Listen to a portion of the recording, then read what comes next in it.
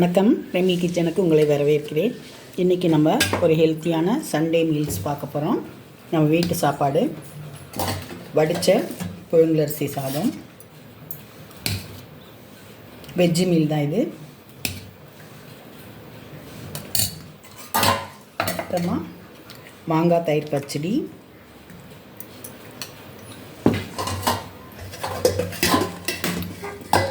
கத்திரிக்காய் பொடி போட்ட பொரியல்.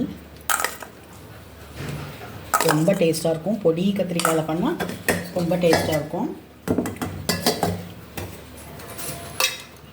கொஞ்சமாக மிளகு அப்பளம்,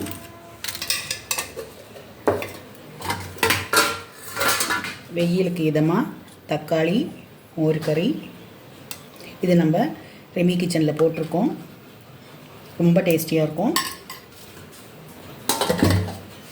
அவ்வளோதான். இன்றைக்கி நம்ம சிம்பிளான நம்மளோட மீல் இதுதான்.